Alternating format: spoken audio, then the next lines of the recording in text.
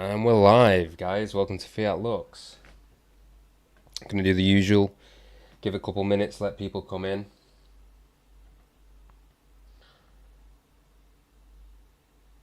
We're gonna play some music in the background. Let's see. Okay.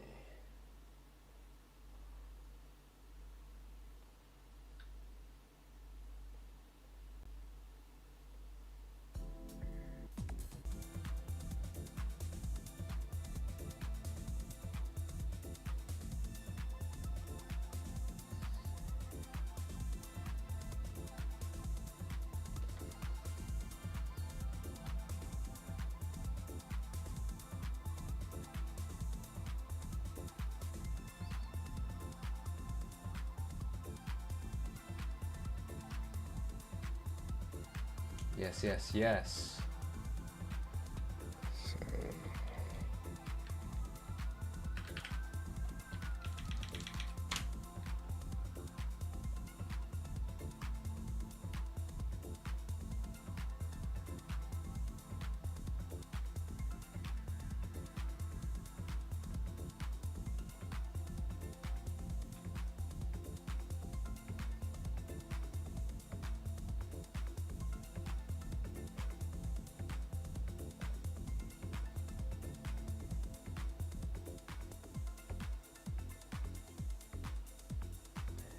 Go.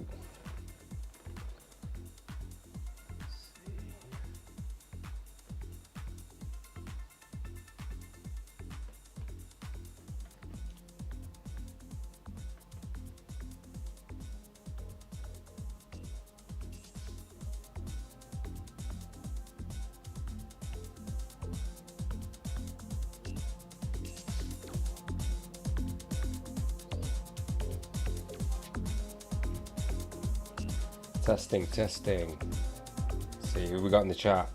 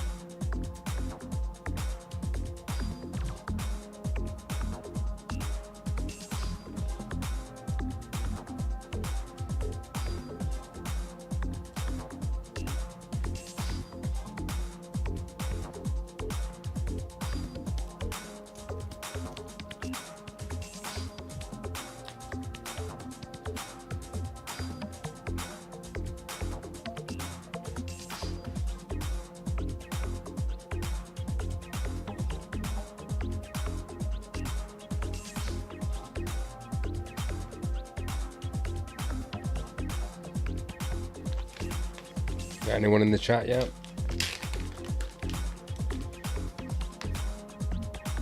Give me a test or a hello.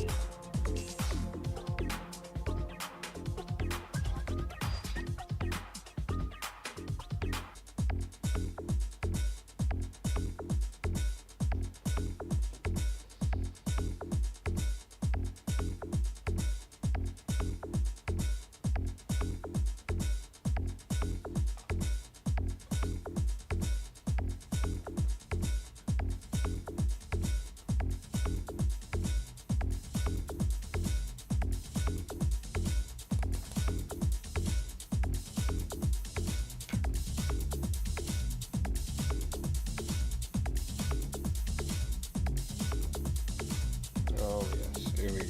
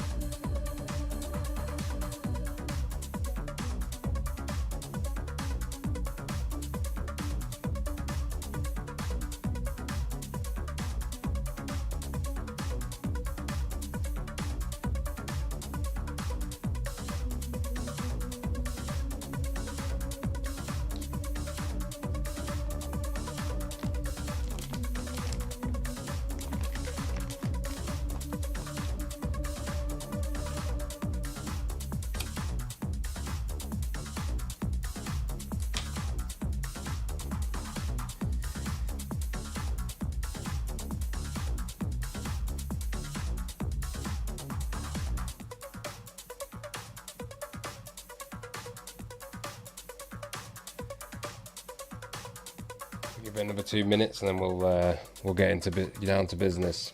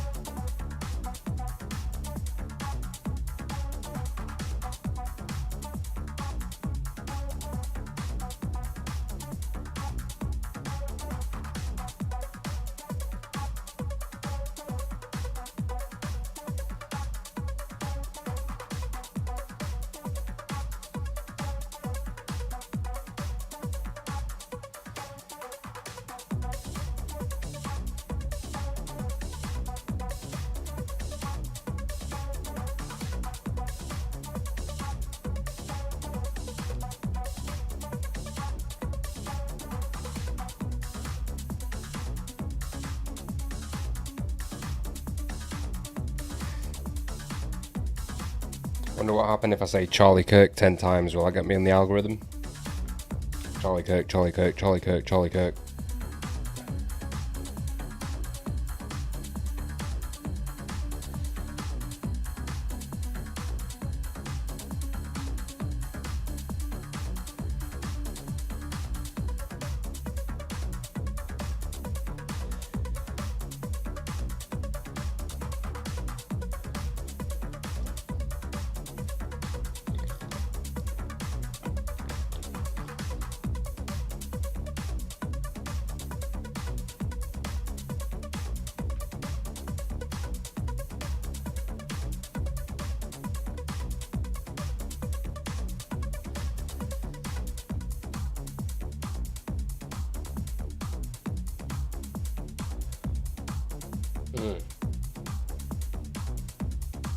Let's go.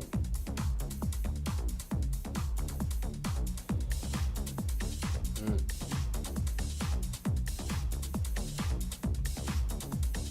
bring it down a bit. Bring the volume down. Get this shit started.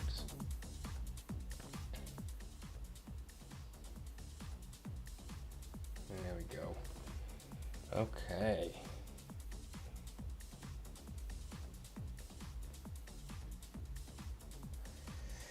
Okay, welcome to Fiat Lux, guys.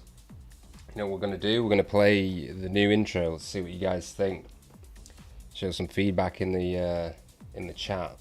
A specter is haunting the modern world. The specter of crypto anarchy.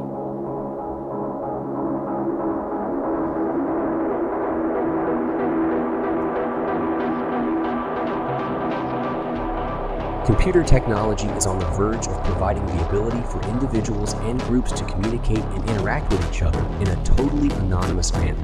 Two persons may exchange messages, conduct business, and negotiate electronic contracts without ever knowing the true name or legal identity of the other.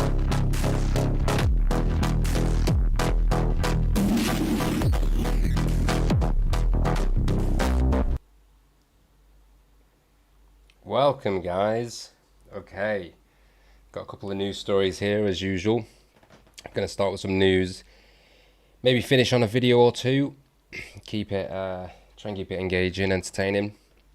So first off, we got South Korea joins the UK, Germany and Japan to crack down on offshore crypto evasion. South Korea will now join a global standard for cryptocurrency tax reporting. The nation's new pro-crypto government is working to regulate stablecoins and potentially launch spot crypto ETFs. Several major economies are working to implement the OECD's crypto tax system. South Korea has taken a step further in combating offshore tax evasion and nefarious digital asset activity by signing an agreement to implement a global reporting standard for domestic and foreign crypto transactions on its exchanges.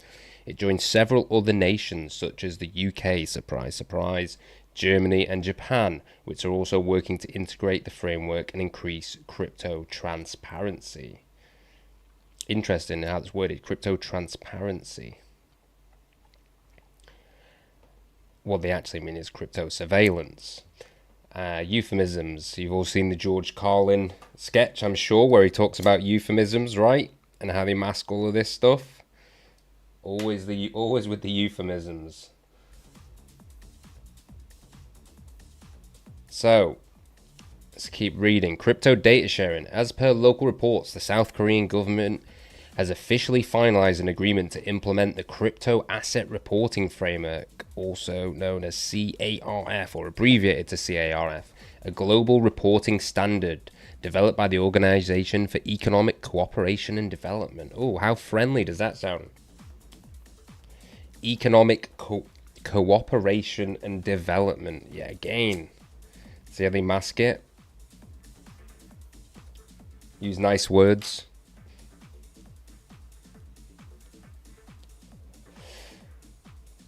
So, more specifically, the Korea's Ministry of Economy and Finance will now be part of a growing global initiative to automatically log and share domestic and foreign crypto transactions with its national tax service. The ministry is yet to issue a formal administrative notice, which intends to provide at some point in September. However, domestic exchanges may feel a pinch as they'll be required to comply and report user and transaction data to global partners under the agreement. This could scare off investors who prefer to trade cryptocurrency anonymously or those who just value privacy. Transaction data sharing will begin next year, with the information sharing system slated to begin in 2027. Recently, India also agreed to adopt CARF. Big plans. Though on the surface the news would appear anti-crypto, let's see what CNN's spin on this is. South Korea is by no means looking to suffocate its domestic digital asset sector. Digital asset again. It's interesting. Isn't it interesting how they call it digital assets? Assets can be taxed. Currencies typically aren't taxed, right? So isn't that framing interesting? Someone was mentioning this the other day about one of the reasons why they call it digital assets specifically, because assets are taxable. So you kind of shift the public perception into thinking of them as assets. Also, obviously, they're trying to nerf its potency by calling it digital assets, right? Digital assets sounds safe. It's not like crypto. It sounds a little bit harsh. Not only that, actually, if you think about it, it obfuscates the true meaning. It obfuscates the roots. Crypto. What does crypto mean? What does crypto stand for? Cryptography. So, inspired by global developments, especially the US, South Korea's new government is beginning to position itself as the region's crypto hub. This includes plans to adopt stablecoins, wholesale, and even roll out a domestic stablecoin. Wow, wants to do his own stablecoin. It is also looking to unlock its capital markets and launch its spot crypto exchange traded funds, ETFs, a move that has been widely successful in the US. This would follow years of strict cryptocurrency regulations and bans on crypto-tied investment products, which is ironic considering South Korea is one of the most active crypto markets in the world. What do you guys think about that? Another pact. They're all going to be sharing it across borders. So let's see. Web archive, crypto asset reporting framework, right from the belly of the beast, the OECD itself. So let's just read this little abstract here about what the crypto asset reporting framework is. In the light of rapid development and growth of the crypto asset market, and to ensure that recent gains in global tax transparency will not be gradually eroded, in April 2021, the G20 mandated the OECD to develop a framework providing for the automatic exchange of tax-relevant information on crypto assets. Let's biggerize this for the boys. In August 2022, the OECD approved the Crypto Asset Reporting Framework, CARF, which provides for the reporting of tax information on transactions in crypto assets in a standardized manner, with a view to automatically exchanging such information. The CARF defines the relevant crypto assets in scope and the intermediaries and other service providers that will be subject to reporting. In doing so, the CARF incorporates recent developments in the global anti-money laundering standards of the Financial Action Task Force. In line with the CRS, the due diligence procedures require the identification of both individual and entity customers, as well as their controlling persons. The CARF requires reporting on an aggregate basis divided by type of crypto asset and type of transaction. In August 2022, the OECD has also approved amendments to the CRS to bring certain electronic money products and central bank digital currencies in scope. We have Ella Boons live in the chat. What's up, my brother? In light of the CARF, CARF, changes have also been made to ensure that indirect investments in crypto assets through derivatives and investment vehicles are now covered by the CRS. In addition, amendments have been made to strengthen the due diligence and reporting requirements, including requiring the reporting of the role of each controlling person and to foresee a carve-out for genuine non-profit organizations. Okay, so now we know a little bit about the OECD. That's that's news. I wasn't aware that this happened at the time at the G20, so it's interesting to see that the G20 was involved in this.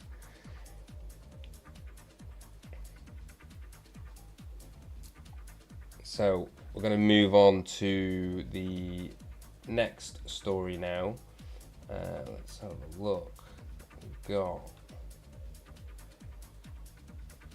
Let's read about this, because some of you guys might care about good old Solana.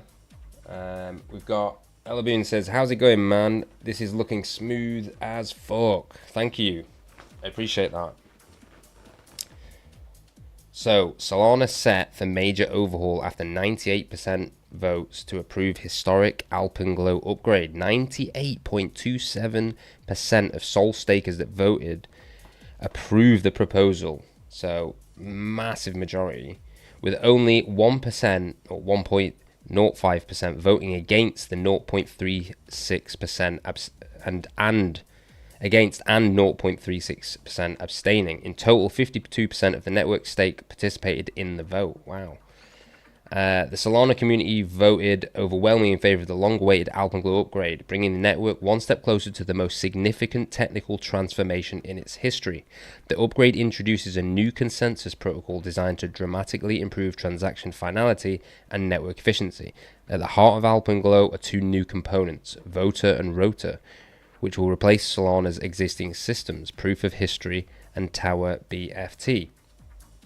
Solana community voted overwhelmingly in favor of the long-awaited Alpenglow upgrade, bringing the network one step closer to the most significant technical transformation in its history.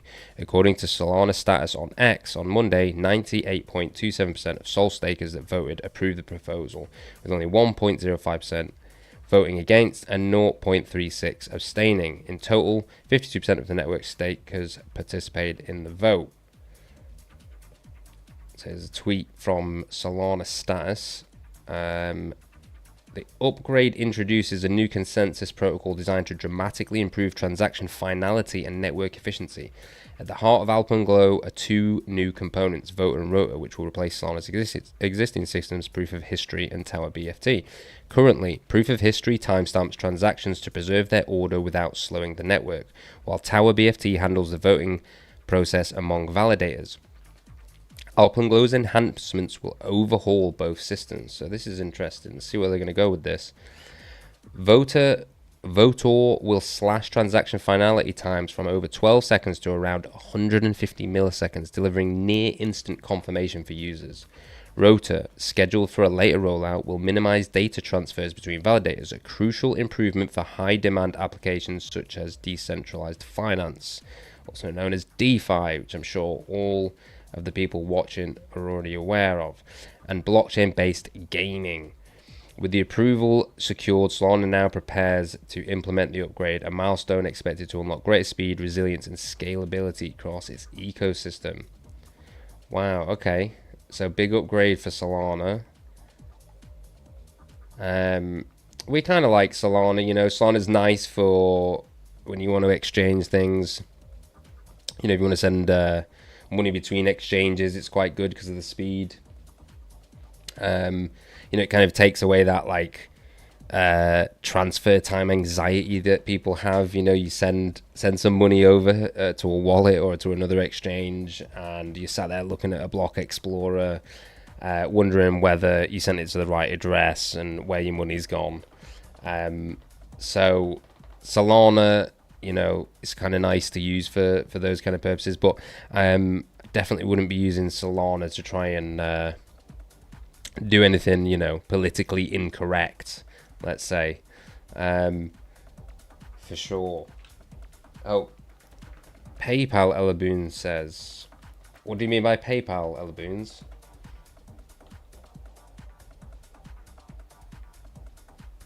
So let's see what else we're going to we've got. Another next story here is coming off the back of something we were talking about last week. The SEC doing roundtable events. They've now decided on a date, so this is one to watch out for. Privacy versus surveillance. The SEC convenes a crypto roundtable on October 17th, 2025. biggerize this again.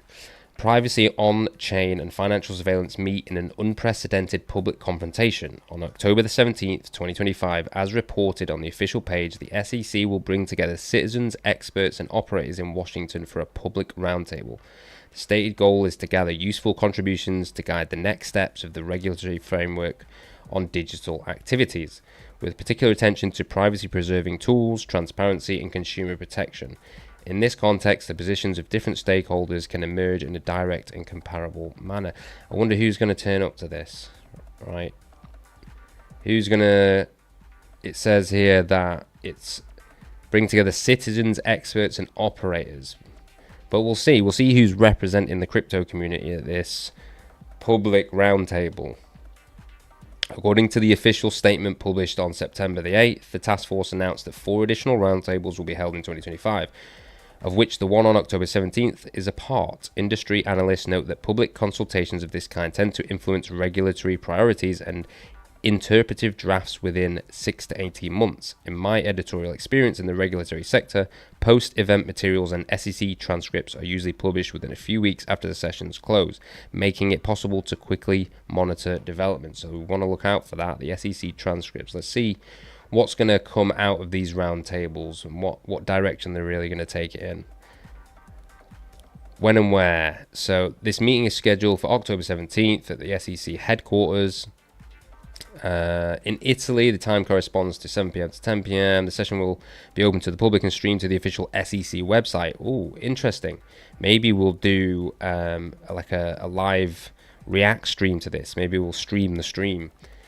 Allowing for remote attendance. The event is part of the Roundtable series promoted in 2025 by the SEC Crypto Task Force, designed to gather feedback and contributions before potentially defining policy proposals. That said, the listening phase remains central to calibrate priorities and timelines. Elboon says, has PayPal joined crypto stuff? Yes, PayPal has joined crypto stuff. I'm not sure if it's available to all countries. I don't know. I remember it's probably been there in there a few years. You can buy like Bitcoin and Ethereum. I don't think they have a wallet offering. I'm pretty certain they don't, because that would go against probably everything they stand for. But I suppose you do see people like Robinhood making wallets and stuff. But again, are you going to trust PayPal with your crypto? Are you going to trust PayPal to not rat you out when it really matters? Are you going to trust them to hold your funds safely and allow you to access them at all times? I'd be very skeptical of doing anything with crypto and PayPal. Why it matters, potential impact on the regulatory framework. The discussion takes place at a time when regulations on AML, KYC, on-chain analysis tools, and privacy protection intersect. In the past, approaches heavily focused on surveillance have fueled fears of a chilling effect on innovation. An open dialogue, in fact, could promote a balance between investigative needs and fundamental rights, avoiding the encouragement of completely anonymous and non-compliant solutions. Okay, there we go. Non-compliant solutions, avoiding the encouragement of completely anonymous and non-compliant solutions. So we're getting closer to the truth here, right? What these meetings are really about and who's going to be involved and how it's going to impact crypto. In essence, although not immediately translating into new rules, the outcomes of the roundtable may guide priorities, definitions, and compliance standards that will influence exchanges, wallets, protocols, and developers. It should be noted that the initial setup will have concrete impacts on processes and costs for operators. Topics on the table: oversight and responsibility. Privacy oversight and responsibility. According to the official communication, the agenda will include issues of both technical and legal nature with operational relevance. Among the main topics, the following will be discussed: privacy tools, technologies designed to protect user data, from selective audibility to zero-knowledge proofs; financial oversight, defining the boundaries, proportionality, and limits related to monitoring practices to prevent financial abuse and crimes; transparency and protection, methods to ensure sufficient traceability without exposing sensitive information; responsibility of intermediaries, the role of platforms, infrastructure providers, and on-chain analysis services; effects on innovation and markets, analysis of the impacts of regulatory choices on the competitiveness of the USA ecosystem, how to participate or follow the work. So in-person access is subject to registration through the SEC portal, while streaming will be available on the institutional website. Official references are indicated on the pages dedicated to the roundtables on the SEC website, allowing for precise tracking of information.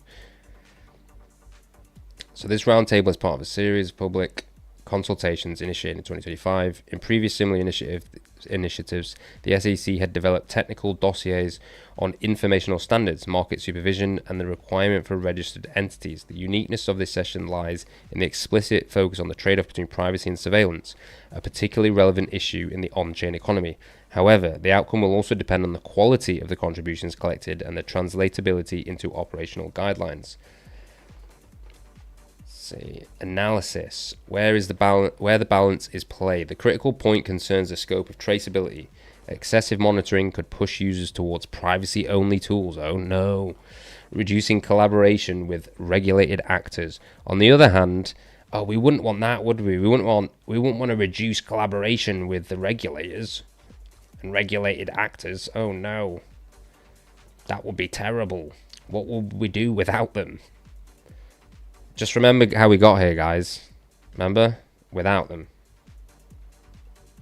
On the other hand, overly permissive rules could compromise consumer protection. There we go. People, oh no. So many people are getting scammed. And the effectiveness of investigations. Furthermore, the way in which the responsibility of intermediaries is defined will impact compliance costs, market access, and business models. For example, the adoption of common technical standards such as logs, attestations, and selective audit protocols could reduce informational asymmetry and strengthen trust without hindering innovation. Indeed, such solutions help reconcile enforcement needs with forms of targeted confidentiality. The role of the Crypto Task Force. As indicated on the official SEC page, the Crypto Task Force coordinates roundtables and dialogue with stakeholders, also through thematic forums and calls for written contributions. In this context, the task force acts as a link between technology and policy, translating technical contributions into regulatory hypotheses and providing a methodological framework for discussion. Okay, what to expect. At the end of the roundtable, the Commission will gather comments and written contributions, fundamental elements for evaluating potential regulations or interpretive guidelines. It is likely that further consultations, technical analyses, and discussions with the industry will follow before reaching definitive decisions, in line with the gradual approach already tested in 2025. So something to look out for. Don't imagine we're going to see anything radically different from what we're probably expecting to see. Which is a whole load of nothing, or a whole load of the same, whichever way you want to look at it. So Elaboons, okay. Oh,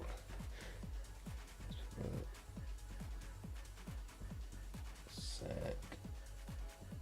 So let's go. I thought Elaboons had put a new comment in the chat there, but I was misled. I was about to read the same comment out again. So the next article we're going to read, let's see here, we got Silent Data becomes first privacy-focused layer 2 to join Ethereum's superchain. So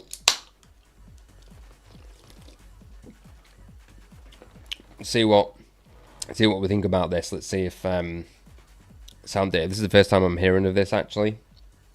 But as it was the first privacy-focused layer 2 to join Ethereum's superchain, I figured it might be of some relevance. The project is one of over 30 layer 2 networks working to scale Ethereum. So, Silent Data, a new Ethereum layer 2 network developed by Applied Blockchain, has become the first privacy-focused chain to join the superchain, the company said in a Wednesday press release. Built on the OP stack, the London-based project is designed to let organizations run blockchain applications without exposing sensitive information, combining what it calls programmable privacy with scalability, performance, and regulatory alignment. Okay, that's why I'm reading the article, guys. As soon as you see regulatory alignment, right? What do they call it? In fact, I'm going to get this up because I thought this was actually quite funny. I had a tweet. There was a tweet that I found. This one, I believe it's this, and they have this person has a good name for it. Here we go. Just quickly, we'll pull this over. So we've got some corporate developers are trying to play both sides, acting like champions of privacy and begging for VC funding, yet ready to cooperate with law enforcement and throw users under the bus in a heartbeat. Cypherpunks will prevail. The privacy corpo feds, there it is, that's the term I was looking for, are more active than ever, and they're demanding your KYC. Be careful. So, is this just another privacy corpo fed chain? That's the question. Remember that one, guys. Privacy corpo fed. So let's see. The OP stack is the open source development stack that powers the Optimism blockchain. Leveraging the OP stack allows us to integrate into a robust and widely adopted layer 2 ecosystem. Applied blockchain founder and CEO Adi Benari said in the statement, a layer 1 network is the base layer or the underlying infrastructure of a blockchain. A layer 2 refers to a set of off-chain systems or separate blockchains built on top of layer 1s. The superchain, an ecosystem of more than 30 layer 2 networks, includes Coinbase's Base, OP Mainnet, Kraken's Inc., Sony's Sonium, Uniswap's Unichain, and WorldChain. Silent Data is the first to introduce a privacy wrapper, enabling sensitive workloads to be executed on-chain without losing transparency or composability. The project recently launched with a library of privacy-enabled applications and is already being tested across several industries. Let's see. We're going to see what they got launched here. So, okay. Apply blockchain.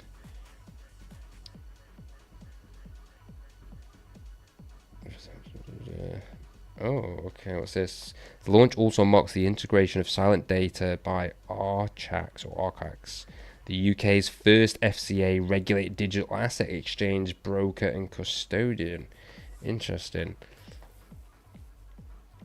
I was hoping to find a list of these privacy first. Oh, here we go. Companies, maybe it's going to tell us next. Companies exploring its use include Tokeny, an Apex Group company, and Archax in real-world asset tokenization. Shell in energy trading. Oh, look, you're signing up already. Shell in energy trading. And Cryo PDP, a subsidiary of DHL Health Logistics in healthcare and supply chain management. So, telling Apex Group company. So is this the same as the Apex gaming company? So let's see. What's the Apex Group?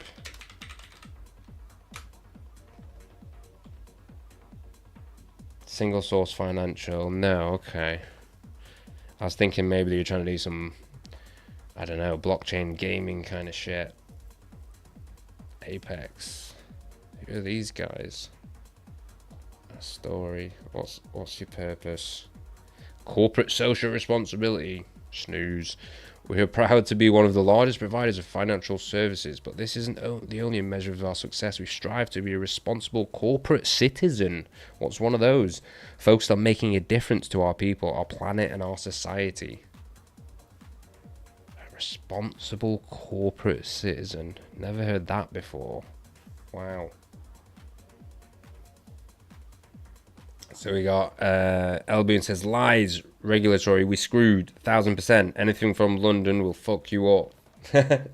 Yeah, truth. So we got right now we know who these guys are. So we already know what this shit is. We got Apex Group, some fucking weird corporate people, and Archax, whoever they are, and we got Shell. And then this guy, Crypto PDP. Its stack can also be adopted by other superchain layer 2s or projects looking to deploy their own rollup, signaling a wider move to bring enterprise-ready privacy into blockchain infrastructure, the firm said. Okay. So, not much going on there. Bit of a nothing burger. Silent Data.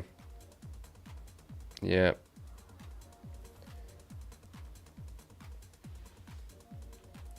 So finally, what we're actually going to do now, we're going to show something with a bit more, something a bit more principled. The kind of thing we're actually looking to develop in the ecosystem. Let's get this over here.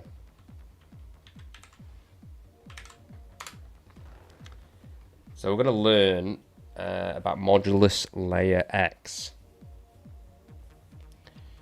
Let's see, go up to the chat. So the vision for modulus layer X, our vision versus what exists. Let's go biggerize this for the boys.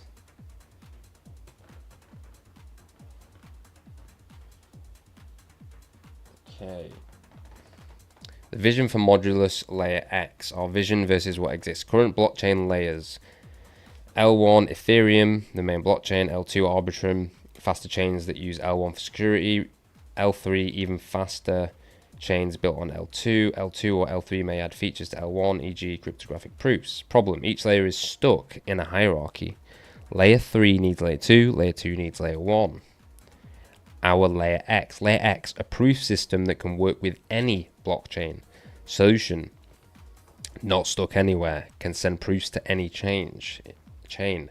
Interesting. Why this matters, traditional approach. Users, you have to use Arbitrum, the L2, must settle to Ethereum, L1, no choice, locked into this path. Our layer X approach, users create the proof, choose where to send it, Ethereum for security, Celestia for cheap storage, and any other chain for specific needs.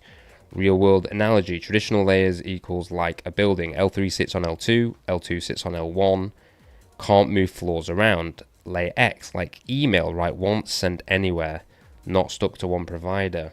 Interesting. The technical magic, here we go. Our FOL, first order logic system, creates proofs that are portable, work on any blockchain, flexible, can split them up, some here, some there, efficient, cheaper than current methods. Y layer X. X cross equals cross chain or cross layer. X also equals unknown, not L1, L2, or L3, something new. X marks the spot, the missing piece in blockchain. Benefits for users now, stuck with what's happening now, people are stuck with high Ethereum fees or stuck with less secure L2s. With layer X, put important stuff on Ethereum, put big data on Celestia, put frequent updates on cheap chains, all using the same system. The business opportunity. Instead of competing with existing chains, we're helping all chains work better, connecting different blockchains, reducing costs for everyone. Simple example. Imagine a user building a game. Without layer X, the game on Arbitrum goes to all proofs go to Arbitrum, and that goes to expensive or insecure. With layer X, game anywhere. Layer X handles proofs, character moves, cheap chain, frequent, item trades, Ethereum valuable, game saves, celestial storage. Why this is revolutionary. Our math FOL breakthrough should mean one proof system works everywhere, cheaper than existing methods, more flexible than anything else. Think of layer X as the USB standard for blockchain proofs, works everywhere, makes everything easier. Well, that looks really interesting, actually. A very good little explainer there as well. The analogies and showing a simple example and showing the difference between how other chains are doing things and how it works in a traditional approach. It's a great little article here. So definitely follow Modulus. Also, don't forget to follow CultDAO. If you're not aware of what CultDAO is, let's go straight to the Twitter. Where's CultDAO? Oh, I've lost it.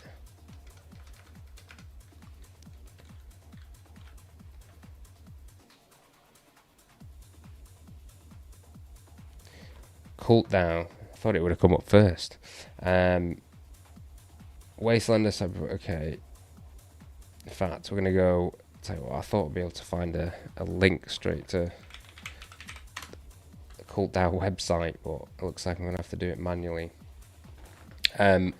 Courtdale's a really interesting community, actually. I've been in the Telegram chat for quite a while and been interacting with some of its members and been in the spaces, and it seems like everyone they have kind of quite a positive outlook, and they're also into all of the kind of things that I guess we align with here. I mean, I've never really heard of anyone, at least not in a one of the public spaces or in the maybe in the Telegram. I don't follow. I'll be honest, don't follow through the Telegram as much, but in public spaces, always kind of felt aligned with Cult DAO and its members.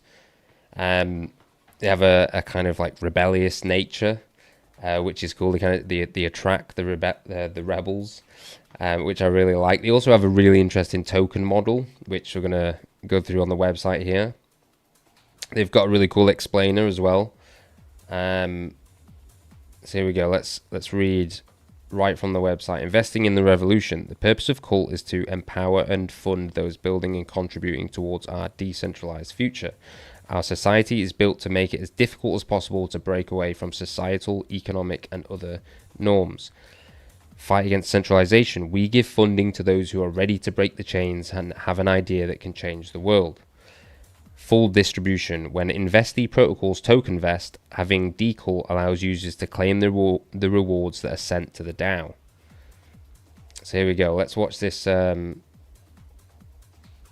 explainer video. Oh no, it's gone too far on one sec. We can get this.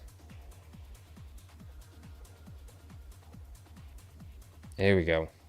Users transact Cult and 0.4% is collected on every transaction. DAO Treasury collects fees. Top 50 decall owners can submit protocols for investment with investees. Oh, it's gone a bit too fast for me. In fact, you guys can read this. I'm gonna let it play, and you guys can have a little read.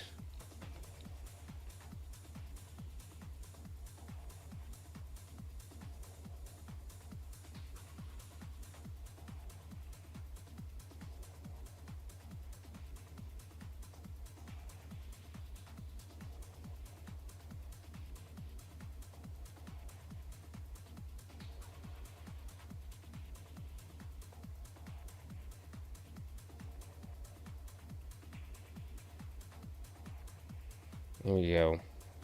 Now we're going to read the manifesto. So this is quick. We were actually talking about the vision for Modulus Layer X, but now we're talking about Cult DAO. So like I said, if you guys don't know Cult DAO, check Cult DAO out. Bunch of really cool people, cool community, always positive, always hyping, always been supportive as well. So I really appreciate that. If there's any listeners from Cult DAO, big up, big up.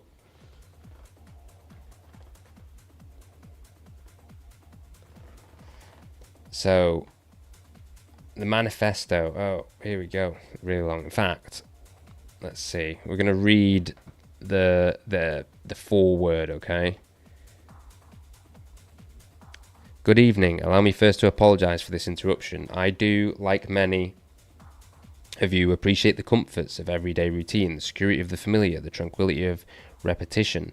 I enjoy them as much as any bloke, but in the spirit of commemoration, thereby those important events of the past usually associated with someone's death or the end of some awful, bloody struggle, a celebration of a nice holiday, I thought we could mark today taking some time out of our daily lives to sit down and have a little chat.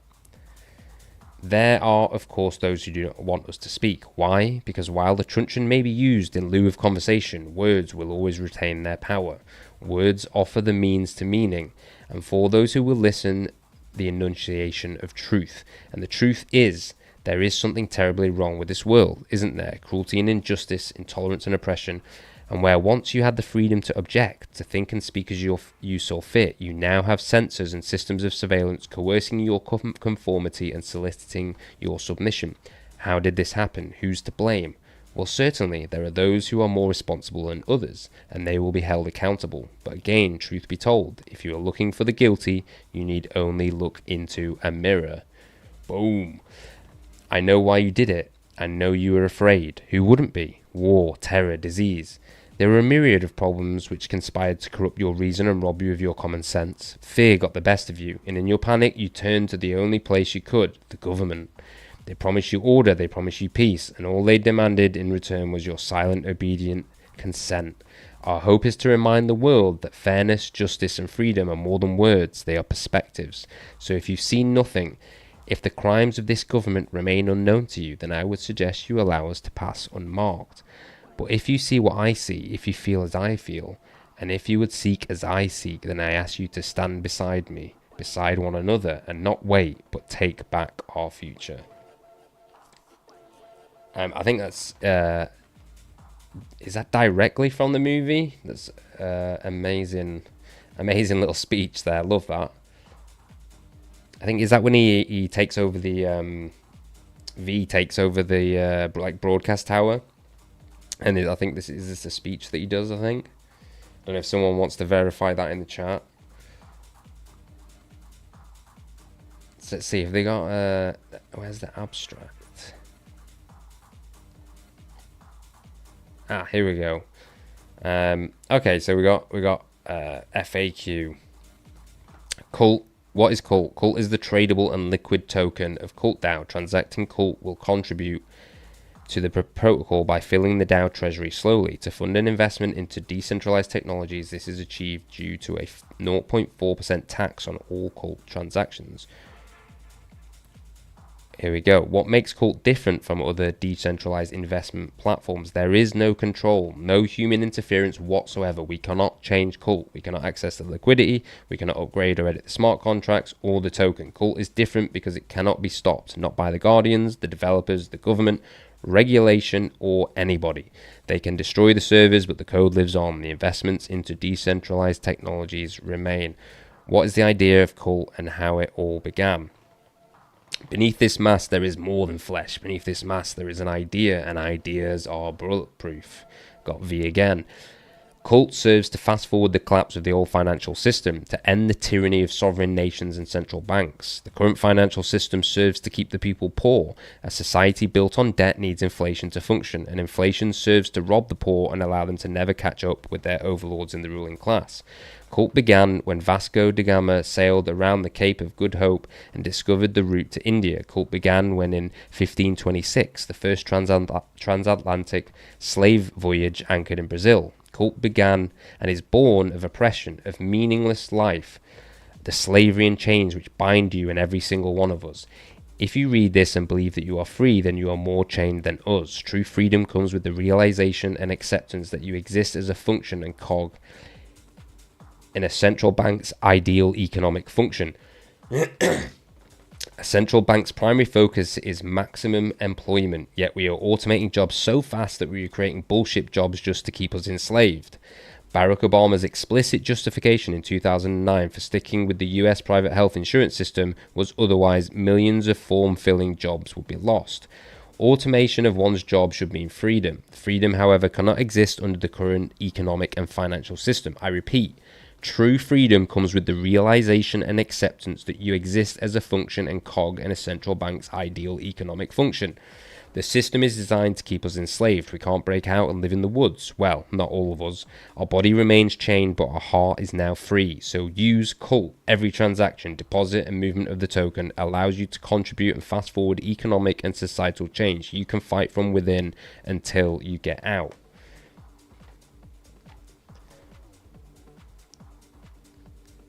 So, let's see. Have we got anyone from Cult in the chat now?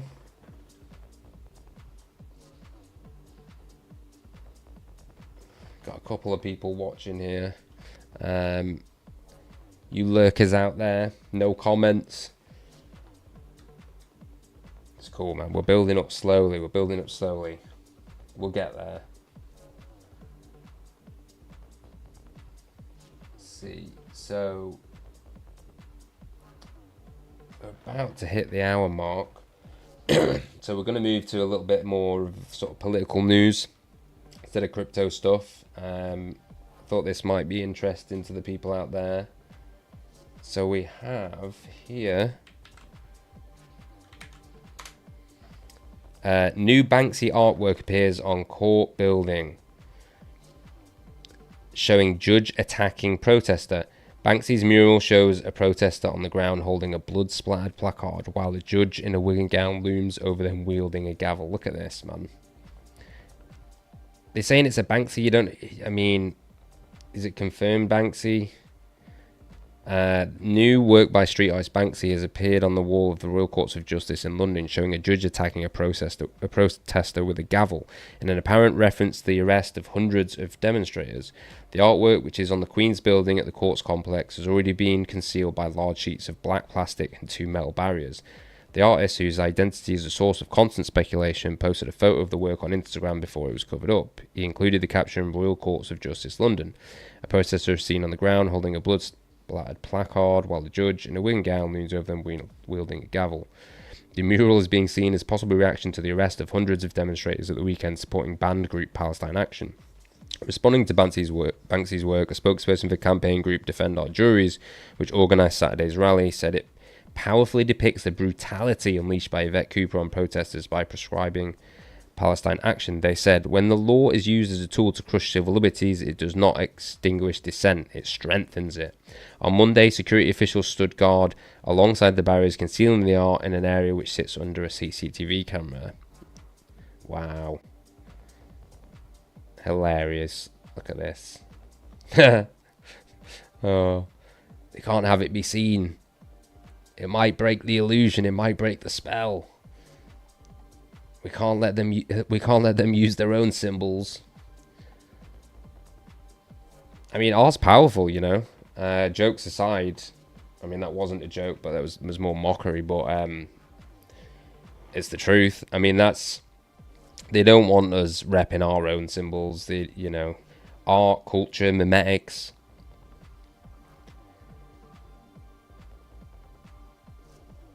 You know, they got to cover it up. They got to pretend it doesn't exist. That's what they do. Just in denial. Just pretend it didn't happen. Banksy's stencil graffiti often comments on political issues, with many works critical of government policy, war and capitalism. Last summer he made headlines with his animal-themed collection of 9 works in the capital. Okay, blah blah blah. Okay. I think we got all the articles got to give here. Nice little picture here. So this is the Banksy here. What do you guys think of this?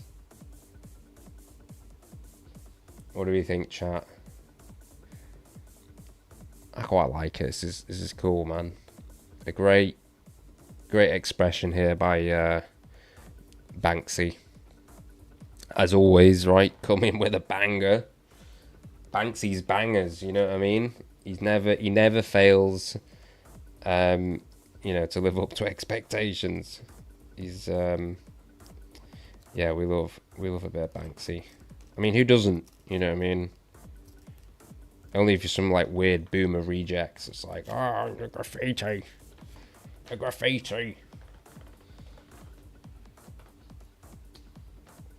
So let's see, what else have we got? So we do have here.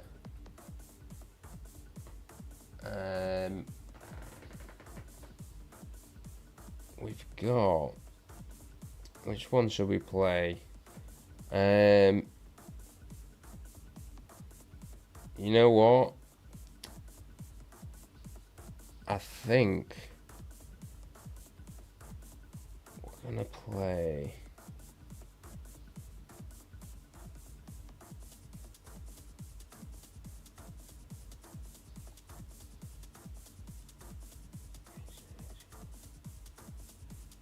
Yeah, we'll play a little bit of this interview. Or should we do this other one first? Yeah, let's talk about this a little bit actually, and then we'll move to videos. So, because we're staying on the politics path. Something that happened today. I'm sure everyone's aware of it. I'm sure you will have different opinions on this, but you I guess it's interesting. While we want to stay out of the left right wing trap, right? The political trap that they've set for us all. It also is of significance in that it informs us about the current state of politics and of the world and society, really. Like what I mean, that's one of the reasons we talk about what's going on in the UK. One, because it's relevant. I am an English man, but it also affects freedom, right? The conversations and that are going on, the things that are happening around the world right now. I mean, shit's changing fast, and so being informed is a good way to know what to expect. It's a good way to ride the wave, right? It's a good that it essentially there are avenues, there are possibilities opening up as the world orders change, right? And we can seize on that. This is our time, right? This is when it's ripe. So we want to make sure that we're on top of the things like this, and we want to use them to our advantage. We want to be strategic. So what we do have here, I'm sure all know what I'm talking about. It is Charlie Kirk, right? Charlie Kirk, an influential right-wing activist and a close ally of President Donald Trump, was shot dead while speaking at an event at a university in Utah. So we got Charlie Kirk assassinated. Not someone I really followed. I mean, I was obviously aware of who he is, just having, sort of being on the internet.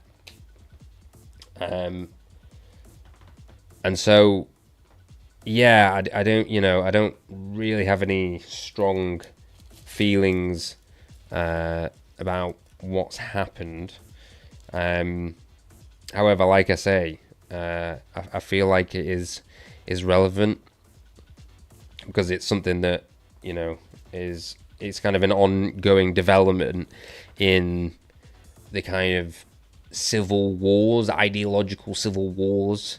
I mean, I guess it's not ideological anymore. It's not just in the realm of concepts and people screaming at each other on the internet. It's turning into violence. But yeah, obviously relevant to the future, obviously relevant to freedom. Not so much relevant to, at least directly relevant to crypto. So let's see. We've got a little clip here. We're going to play this. We're going to turn the music off when we're watching videos. So I'm just going to pause that. So here we go, guys. Hundreds of people had gathered to hear right-wing activist Charlie Kirk speak at Utah Valley University on Wednesday. He was hosting an event for Turning Point USA, the organization he co-founded. It says it aims to spread conservative ideals at liberal-leaning US colleges. That's a lot of people, Utah, probably. Charlie Kirk was known for these kinds of events, where he took questions from a crowd, sometimes combative, sometimes adoring. He appears at about 12:10 p.m. local time. Around 12 minutes after he began speaking, he was asked this question. Do you know how many mass shooters there have been in America over the last 10 years? Counting or not counting gang violence? Great. He's hit by a single gunshot. Come on, guys. The video is too graphic to show you. Oh, God, is Blood it? spurts out of his neck and he falls to People his die. left. You can see the panic as the crowd This is why we don't watch the BBC. Charlie man. Kirk is carried away and bundled into a car. This video was filmed before the shooting. Oh, We see if you can see the bundled into a graphic car. to show- What happened Charlie here? Kirk is carried away and bundled into a car. This video was filmed before the shooting. We see a figure on a rooftop. And this was moments after Charlie Kirk was shot. You can see the person on the roof of the same building moving across the roof. A university official said the shooter fired from the Losi Center. The figure we saw in the videos was here on the roof. Charlie Kirk was here inside a tent. The distance between the two is around 130 meters. We found this external staircase and these access routes here. Police later detained a man but went on to release him. The university spokesperson later said he wasn't the shooter. In the immediate aftermath, there was a wave of misinformation and intense speculation about the shooter. As a hunt for the killer continues, serious questions are being raised about how this could have been allowed to happen. Okay, so Charlie Kirk's been shot. One of the reasons I did want to bring this up as well is that it's bringing up the conversation just as it did with was that Luigi guy that shot the United Healthcare CEO, about whether things like this are okay, whether it's justified. And the thing that what I think about this is, unless you want to radically restructure the state apparatus, no amount of violence will solve these issues. The new elites will simply take the same reins of power. Right, so if you think, oh, well, this is good, they're not listening to us, and so, they've pushed us too far, and so we have to, I'm not even saying that there aren't times when things like this are needed or necessary, but what I am saying is that the kind of people that would advocate for things like this, from my experience, aren't really addressing the core issue that they say that they're fighting against. I was having a discussion with a friend about this, actually, and he was saying about how, maybe it's because the left have been pushed so far and the right won't concede on anything. And my response to that was that the right won't concede to the left because they see its solutions as authoritarian. So the politicians with leftist rhetoric, I'm just reading this from the screen, I wrote this down. Politicians with leftist rhetoric about helping the poor often just mask oppression of the working class and elite corruption, like in the UK, where people are jailed for social media posts and the Deputy Prime Minister just resigned over tax evasion after pretending to care about rich people paying their taxes.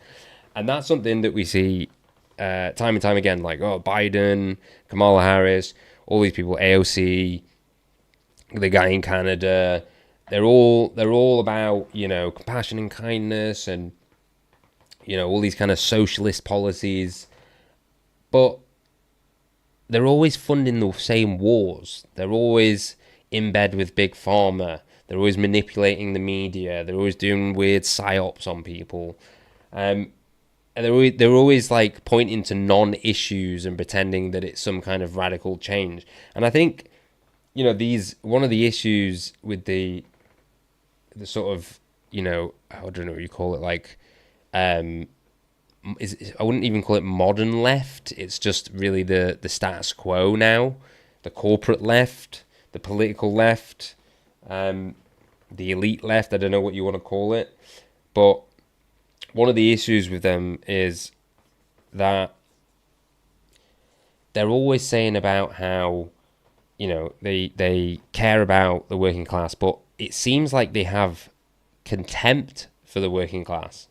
And that's one of the issues that I find. While I don't consider myself right-wing, what I do think is interesting is that the right-wing people seem to be branded as extremist, fascist. Even right-wing itself comes with some kind of negative connotation. At least that's how the media have made it. And, from where I'm sitting, a lot of people I know that, would call themselves right-wing, that would consider themselves right-wing and maybe vote for, right-wing party. They're just normal people. And so what ends up happening is they basically, by having this contempt for the right and the working class, then the working class kind of, they're oppressed, they're getting shat on all the time, and then they fight back, and then, bad shit happens, or they go a bit too far, and then the left are like, see, look how crazy they are, and it starts this whole cycle, and then the left clamp down, and then they need to censor things, and it's just this weird feedback loop of authoritarianism and control that we seem to be stuck in. From both sides, just perpetuate it. So yeah, yeah, I don't see this. This isn't the solution, I guess, is the point in me bringing this up. Or that's the point I'm trying to make now, at least.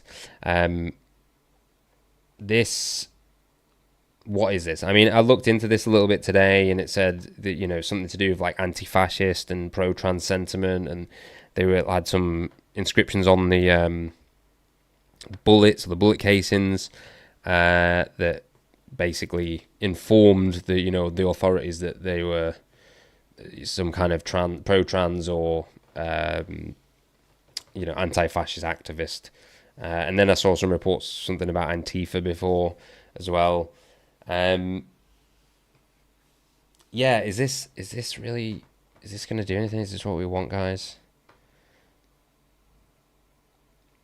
Let's see what else can we watch. Contains dishonesty. Is this the actual video? We're gonna see him get popped. Counting or not counting gang violence? No. Oh my god. Oh wow, video has been paused, really?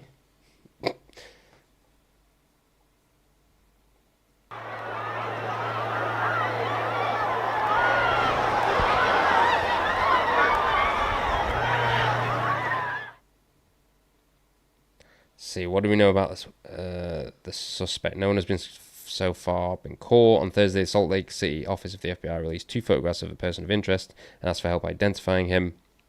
At a press conference hours earlier, FBI Specialist Agent Robert Bowles said that a high-powered bolt-action rifle has been found in a wooded area near to the university. An imported Mauser 30.3006.30/06 bolt-action rifle. It was found, how do you say that? 30.30.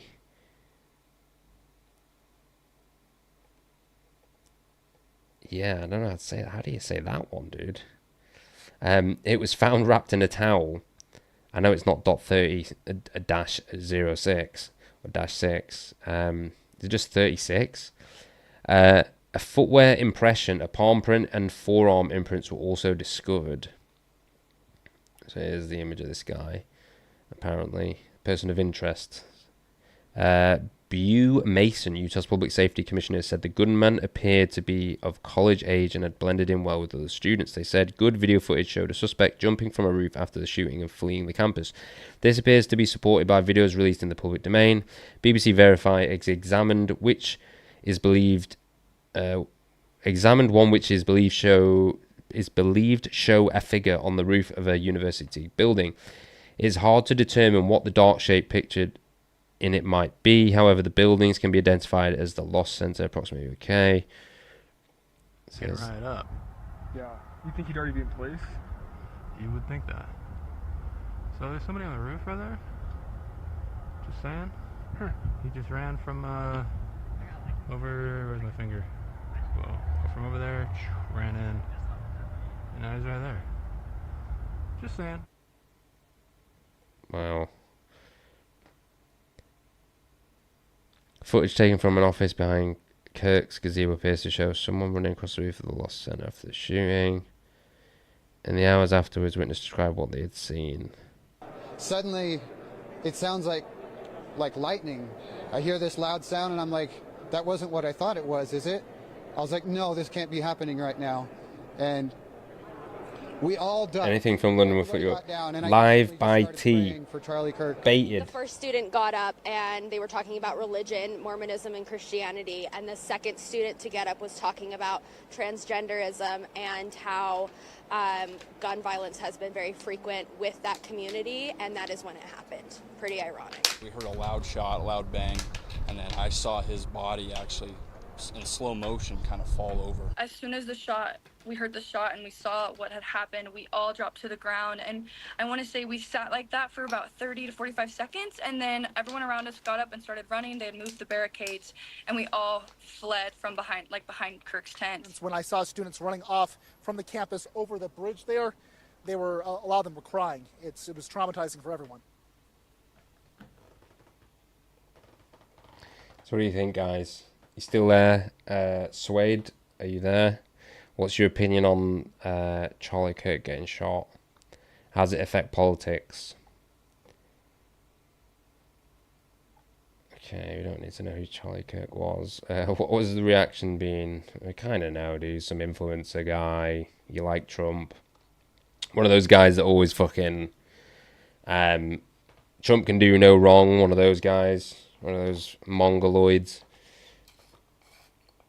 You know, people just live in constant denial whenever Trump does something that's clearly authoritarian and wrong and immoral.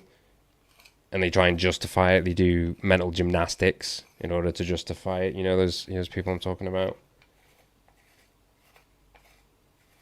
So weird. So weird. Like, just because you like the guy and you think he's done some good things doesn't mean that you can't, you know, be honest about the things that he hasn't done that are good. You know, and then to go back to what we were saying, I mean, that's why, I guess that's another thing that reinforces this fucking feedback loop. Because then, you know, maybe there would be some commonality, you know, between the people on the left and the people, maybe there could be some kind of middle ground. But then the Trump supporters refuse to admit that he's doing bad shit. You know? So it just makes the whole thing worse. They're just fucking intellectually, spiritually dishonest. You know, at least with the Epstein shit,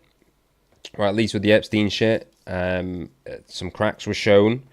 You know, that kind of ruined his reputation with the Trump supporters quite a bit, which was actually nice to see. It was nice to see that people weren't just hoodwinked yet again.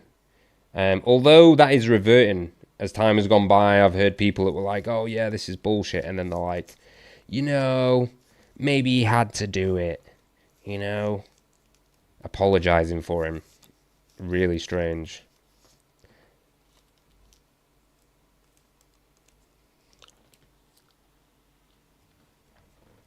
So let's see, what has the reaction been? There's been shock, grief, and anger across the political spectrum. The great and legendary Charlie Kirk is dead. No one understood or had the heart of the youth in the United States of America better than Charlie, Trump said in a statement on Truth Social. He was loved and admired by all, especially me, the president added, ordering that all flags be flown at half-mast across the country. That's interesting. Okay. So obviously using this, I mean, I'm sure, as far as I'm aware, they had some kind of relationship prior to this, but then now he's obviously, you know, using it to embolden his own campaign, you know, in his own career. Former US presidents have offered their condolences. Joe Biden said there was no place in our country for this kind of violence, while Barack Obama called the shooting a despicable act. But the death has also laid bare the deep polarizations within American politics. Conservative commentators have highlighted tasteless comments by left-wing activists appearing to celebrate or condone Kirk's death. It's just what we were just talking about. At the same time, some of the Trump's allies, including Laura Loomer and Elon Musk, pinned blame on the left or the Democratic Party and called for mass arrests. That has spilled out in Congress, where shouting broke out after a moment of silence for Kirk. Representative Anna Paulina Luna, a Republican and Trump ally, accused Democrats of spreading hateful rhetoric. Interesting. I cried when I found out he died. So all of us have got to work together and de-escalate the hate and the rhetoric in this country. And remember, we're Americans, and you can disagree in a way that doesn't end in a horrible way today did.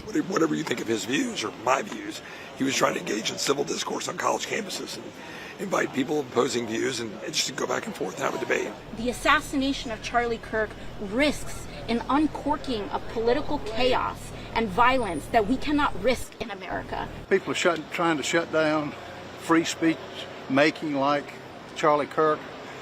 There's no place in this society. This is what happens in third world countries. But isn't there a problem with political violence across the spectrum? Yeah, we're talking about Charlie Kirk right now. That's the subject of this that we're talking about right now. Democrats own this 100%. And I'm not going to let you take the conversation somewhere else. If that's what we're going to do is just point fingers based on ideology when a tragedy like this happens, I think we have lost our way as Americans, as civil society. I think it has no place today in any of the conversation.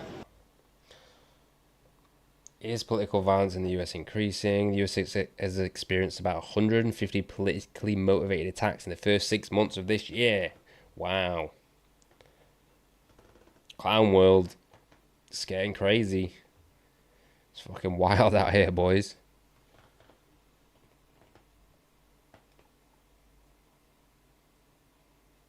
Okay. So, we're getting to 1 hour and 20 minutes into the stream now, so we're going to finish off. We're going to probably watch about 10 minutes of an interview with a woman called Lucy Connolly. This is so tame compared to other countries. It's true, yeah. It's very true. We're going to see what happened to her. Lucy Connolly is essentially a political prisoner, or was in the UK. It's now been released, but we're going to hear her side of the story because it's interesting to see kind of what a normal person she is. Whether there's some kind of agenda there, you know, to portray her as very normal, and that's a whole narrative in itself. Putting that aside, putting the conspiracy about the conspiracy aside, she was put in jail for her, social media post, and it wasn't that bad, really. Definitely wouldn't have got you thrown in jail in America. And she's basically claiming that, she's Keir Starmer's political prisoner, which she was, technically. And this is it. This is what's happening in the UK. So let's find the link. We're going to go here.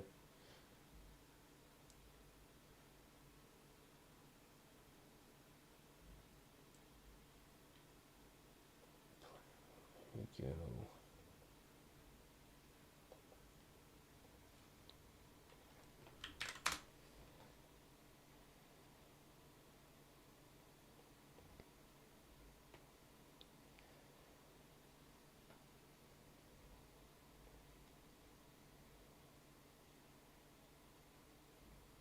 Oh, wow, double advert.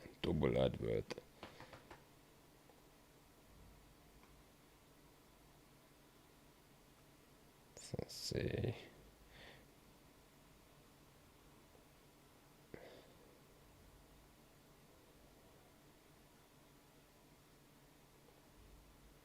Bias, no censorship. I'm Dan Wootton. This is a special edition of Outspoken, episode number 200. So good to see you. And you. And it's so good that you have your voice back.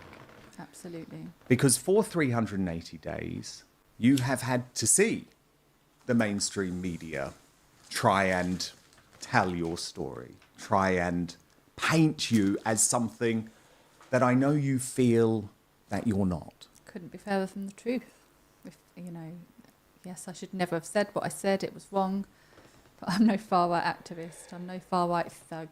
In fact, this far-right thing is just not even a thing, is it, really? Let's face it. And it's a way to deride patriots. It is, you're shutting people's voices down. So let's give them a label. Let's tell them they're bad people, because then they'll be quiet. So you're a patriotic mum who believes in our country, but is very worried about what's happening.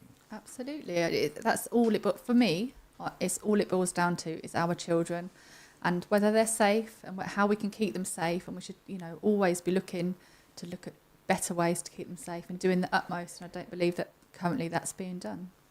Now, look, we've got lots of time today, so we can tell this full story. And I think it is really important that we go back to the day of the Southport massacre. Ella Boone says, patriotic mum that loves crumpets. United Kingdom forever. Sometimes one of those stories is just so horrendous. Isn't that just the best picture? Every time you see that, it's fucking scary ass looking motherfucker. Dude, it's the craziest. It's fucking so crazy, this photo. It's brilliant. One of those stories is just so horrendous and taps into something in our national psyche. But obviously for you, This was another level, because the loss of your son at just 19 months old, Harry, as a result of NHS neglect in 2013, means that you are acutely aware of what it is like to lose a child, something you never get over. No, it's a life sentence of grief, and that was my first thought for those families. They dropped their children off at what should have been one of the best days of their life. Girls of that age love dance, love Taylor Swift. It should have been an amazing day, and then they should be picking their children up, asking them all about their day. How did your day go? And listening to their stories, and they never got to pick their children up. I can't even begin to tell you how. There's no words. But you know how it feels. I know how it feels, and I can't tell you in any words how their life will have changed and how this will become a life sentence of grief. And of course, we all want to keep, memories of our children alive, and they're doing an amazing job, with their dance school and one of them's running lots of marathons. And I completely understand where they're coming from. They want their girls never to be forgotten and remembered for how amazing they were and happy, and which is amazing. But that's all they have now, isn't it? Memories. Little BB and Elsie and Alice are people, I think, that we all felt the loss of as well. So just take me through that day. So you're a childminder. Yeah. You have what's described as the United Nations of a whole load of kids you're looking after, of all races, right? All ethnicities from all parts of the world. And I think that day you had a number of children that you were looking after. Yeah, I would have had at least, I don't know, 5, 6, 7, 8. Just to, I was just thinking then that I should make a comment on why this is actually relevant to the people that watch this channel. This is about freedom of speech, and it's also about anonymity and privacy and the platforms that we use to do our political activism, or just to make public comments, public statements in general. This lady was obviously thrown in jail because it was easy to find her. So just think about that. It was summer holidays, wasn't it? So I'd have had a lot of children, from my babies up to the children that were off school that day in my care. And so you're rushed off your feet, and then how do you hear the news? I think it was on a news channel, in the day, or it was Twitter. Do you know what? I don't know. And you were very active on social media, right? You Absolutely, followed me, yeah. And you had a voice, and you would post about what was in the news. All the time, yeah. And that day, after hearing that hair, yeah. What Elbin said, that face, that hair as well, man. And that day, after hearing the news, what was your emotional reaction? Because Ray, you want to hear what happened? Well, yeah, I'll just play it as she sort of goes through it. But it's also interesting because you listen to how she talks about it, and then what she did after, and how that wasn't taken into account, and she still went to jail for it. Husband Ray, who's obviously become a friend of ours, a Conservative Party councillor at the time, he recalled Lucy coming home and you being in a real emotional state. So her husband is a Conservative councillor. State. Like, this had hit you, right? In a different way to maybe other people watching the news because of the loss of your child. It's the loss of my child, obviously, and then also I was a childminder. I looked after children day in, day out. You love children? I loved them. I loved all the children. I love all the children that I look after. I treat them like my own. I don't, if my daughter gets, they get, that they're not treated any different to mine, and I love them all dearly, and I take care of them as I would, take care of my own. And I just can't comprehend how, as a country, we could have let this happen. And it turns out it was worse than I knew it was going to be. Bad. I knew it would be, he was known to this authority, that authority. We all knew that. We're not silly. But it was worse than I could ever have imagined, and I truly believe he could have completely been stopped, and those poor children, those poor girls should still be alive today. You Switch, rated excellent on Trustpilot. Comes home, you're in an emotional state. Have you posted anything at that point, or are you just I don't digesting? think so. I think he normally comes home around 6-ish, 5:45, I think. And you posted at 8:30? I think so. I don't know. I can't remember. And I mean, obviously, this is a post that destroyed your life. And I know that it is going to be painful to think about. But do you remember what was going through your head, what you were feeling, what you were trying to put across? Yeah, I think for me, because we were treated so badly after Harry died by the hospital, by the police, by the CPS, the very people that are supposed to protect us and help us, they didn't.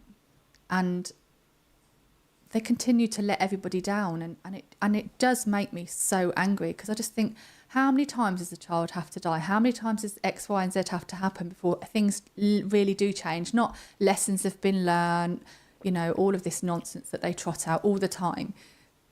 Make change. You know, I don't ever want to see this in my lifetime again. Nobody wants to ever see this in their lifetime. I mean, the Manchester bombings were horrific.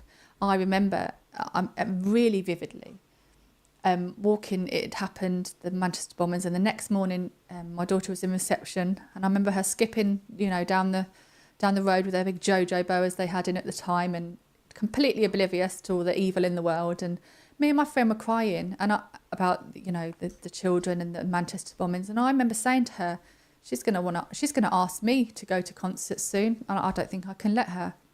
And funnily enough, while I was in prison, she went to Taylor Swift with my sister. And my mum will tell us, an absolute rocking wreck the whole time she was there, and thinking, you know, like desperate to ring and find out that there was home safe, and you know. And there was a terror threat against Taylor Swift's. And there was a terror threat, definitely. Concert. And I remember saying to my mum, she's not going.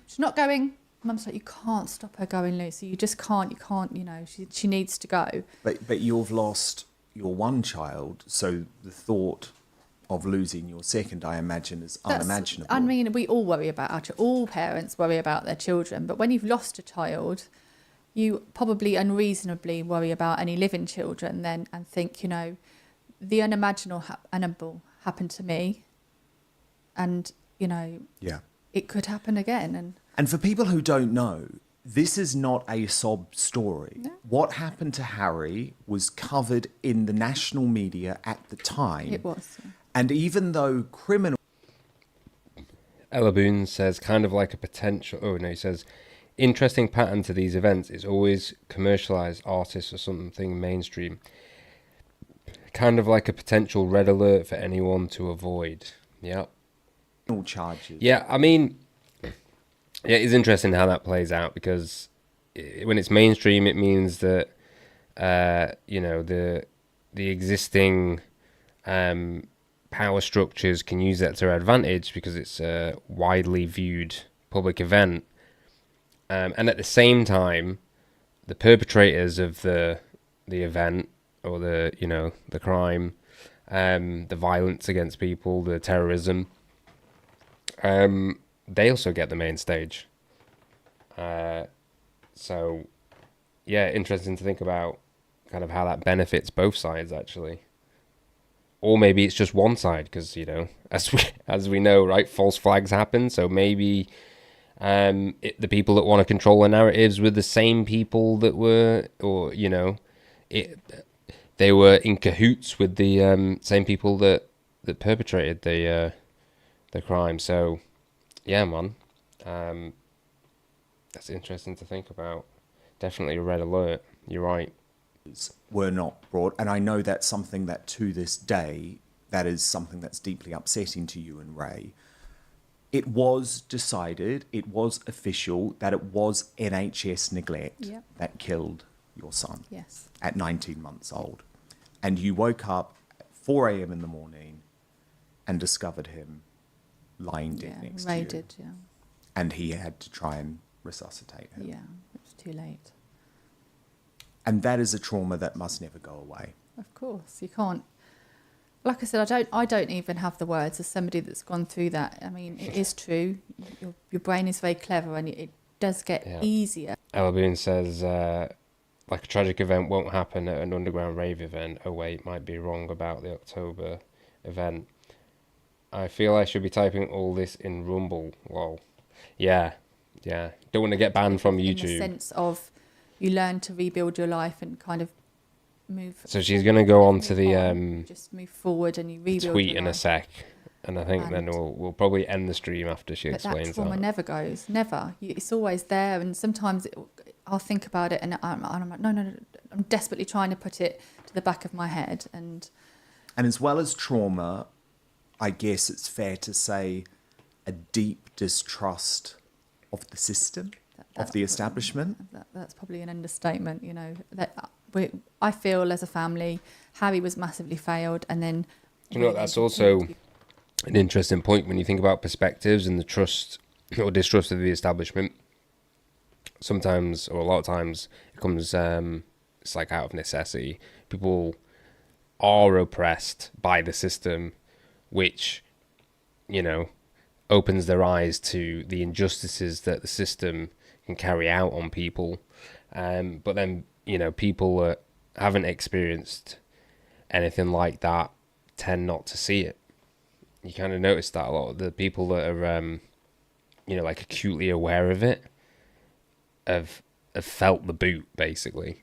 We massively failed by the authorities with the lies and the cover-up and, you know, just the lack of empathy and the lack of wanting to do the right thing by the police, by the CPS, by the hospital.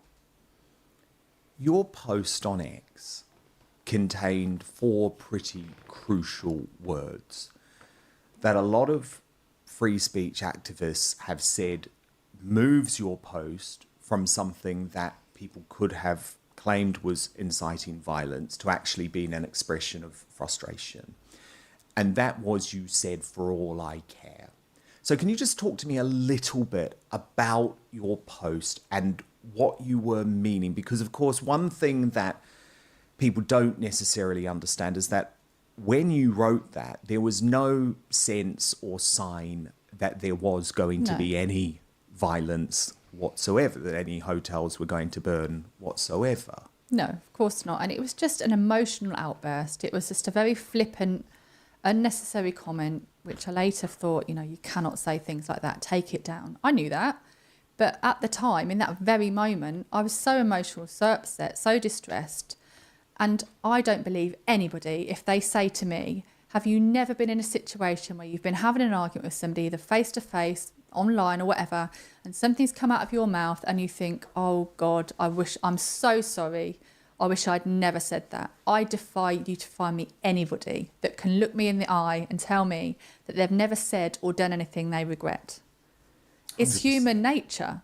So I obviously just put that on just out of pure rage. If anything, it was more of a rage. And like you said, there had been no riots. There had been no, you know, burning, you know, setting fires to hotels. There had been no attacks on police and all of these things that were to follow. It came much later. A good week later, you know, and as soon as that did kick off, I was the first one to go, oh my God, what are they doing? If nothing else, it's not the way to get we know that that's not the way to get things done, and we're never going to get listened to, you know, behaving like that. And I tweeted as much, please stop this. This is not the way, you know, to be heard. And those words, for all I care, make it clear that you were not attempting to incite violence. Yeah, no, that's also true. Social media isn't a good representation. Ella Boone says, human nature is not social media, though. Though social media will display human nature. Very true. Yeah, no, that's a very interesting point. Isn't it strange that these things are taken as like a slight on the person, but are they factoring in how the digital realm actually affects people's psychology? Like the fact that people will maybe say things that they would never say otherwise. You know, it's kind of like the car effect. You know how everyone gets like, you know, super fucking bravado in the car because they're like protected by a metal box. I'm sure you've heard that one before. It's the same kind of idea. And you always hear people say stuff like this, you know, people, you know, think they can get away with anything online. And yeah, it does change the nature of how you interact and what I guess what you're willing to say or do. But does that reflect in their true nature? Like, if you say some crazy fucked up shit online, does that mean that you're gonna go out and do that? You know, correlation but not causation. You know, it's not like I don't think it's exactly the same as speaking, you know, in person or offline. Definitely changes the nature of how you interact and how you communicate, for sure. So yeah, isn't it interesting that they're kind of pinning these crimes on people for things that are said online, but not factoring in that isn't necessarily a true reflection on the person. Yeah, definitely interesting thought. You'd have to be not really in your right mind to actually, like I said, what we say and what we do and mean are two very different things, especially when we're in an emotional state, you know. I mean, I've never said it to anyone, but I've heard people tell people to drop dead and all sorts and gone, you know, like... Yeah, great answer. They're just really... Social media made you all way too comfortable with disrespecting people and not getting punched in the face for it. Mike Tyson. And all is forgiven. But obviously I wrote mine down. So it was... And as we know, you put something on the internet, it's there forever. And you went out, you walked the dogs. Yeah. Calmed down after what had been a really difficult day. Already Ella Boons, right, is already... I think what you just said is she posted it a week before anyone even set fire to a hotel. So just think about that. It was a week before. No violence had even happened yet. She made this tweet. So it's already kind of crazy. That's even, you know, further than you would expect them to go based on that little fact alone. Like, because then you can't make any, you can't say there's a direct relationship between her tweet and causing any actual violence. Or you could, but it's pretty unlikely. Get back to your house and completely unprompted make the decision to delete the post. There we go. Then she deletes it. Right? So it was a week prior and she deleted it. She went for a walk, came back and then deleted it. So how crazy is this, bro? They threw in jail for this. So that's my thing with me. Like, if I get angry or upset, my thing is exercise. Go to the gym, go for a walk, go for a run, calm down, be away from people. You know, when they're annoying me at home, going out, walking the dog. So, you know, I went out for quite a while, put my AirPods in, just walked and walked, calmed myself down, came home, picked up my phone and thought, you cannot write that. That is not an okay thing to write. Took it down. Because by which point I'd calmed down a little bit. I wasn't, you know, raging as much. I was obviously still really upset, but, you know, the red mist had descended by then. And for a number of days... I